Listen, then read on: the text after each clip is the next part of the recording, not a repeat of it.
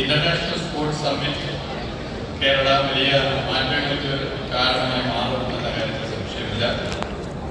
അതിന് നേതൃത്വം കൊടുത്ത സ്പോർട്സ് വകുപ്പ് മന്ത്രി ശ്രീ വി അബ്ദുറഹ്മാനെയും അദ്ദേഹത്തിന്റെ ടീമിനെയും പ്രത്യേകം അഭിനന്ദിക്കാൻ ആദ്യമായി ഈ വേള ഞാൻ ഉപയോഗപ്പെടുത്താൻ കാരണം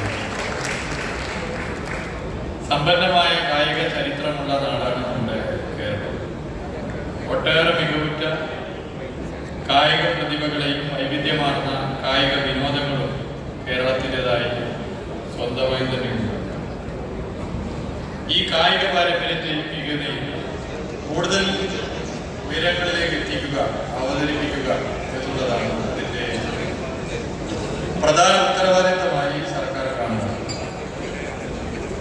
ഇതുപോലുള്ള ഉച്ചകോടി സംസ്ഥാനത്തിന് വലിയ നിലയിലേക്ക് ഈ ലക്ഷ്യത്തിലേക്ക് എത്തുന്നതിന് കാരണമായി. കായിക മത്സരങ്ങൾ പല നിലയിലും ജനങ്ങളെയും ലോകത്തെയും ഒന്നിപ്പിക്കുന്നു. നമുക്കറിയാം, ഇന്ന് പ്രത്യേകിച്ച് ഇന്ത്യയിൽ ഏറ്റവും അധികം ജനസാന്ദ്രത നിറഞ്ഞ സംസ്ഥാനമായ കേരളത്തെ സംബന്ധിച്ചിടത്തോളം കളിക്കുവാനുള്ള ഇടങ്ങൾ വലിയ നിലയിൽ കുറഞ്ഞു വരികയാണ്.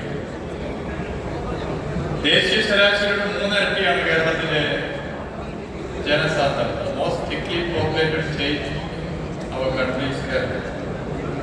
കായിക മത്സരങ്ങൾ സംഘടിപ്പിക്കാനുള്ള കളിക്കള ഇടങ്ങൾ ഉണ്ടാക്കുവാൻ വേണ്ടിയുള്ള വലിയ ശ്രമമാണ് പൊതുവെ നടത്തുന്നത്. കായിക മത്സരങ്ങൾ ജനതയും ലോകത്തെയും ഒന്നിപ്പിക്കുമെന്ന് പറയുന്നു. ഇതാകെ ഒരു വികാരമാണ്. ലോകത്തിന്റെ വിവിധ ഭാഗങ്ങളിൽ നടക്കുന്ന ജനകീയ കായിക മത്സരങ്ങളിൽ തങ്ങളുടെ ഇഷ്ട ടീമുകളെ പ്രോത്സാഹിപ്പിക്കാൻ വലിയ നിലയിലുള്ള ആവേശകരമായ നീക്കങ്ങൾ നടത്തുന്നതാണ്, നേരിട്ട് നടത്തുന്നതാണ് കേരളം. ഈ കഴിഞ്ഞ ലോകകപ്പ് ഫുട്ബോൾ നമ്മുടെ മുമ്പിൽ ഉദാഹരണമായി.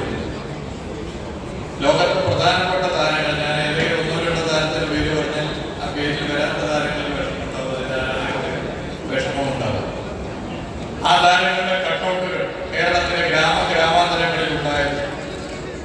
ആ പഴകുര്യൻ ഫ്ലക്സ് ബോർഡുകളും കട്ടൗട്ടുകളും BBC ഉൾപ്പെടെ റിപ്പോർട്ട് ചെയ്തു. ഞാനത് ഓർമ്മപ്പെടുത്താൻ ആഗ്രഹിക്കുന്നു.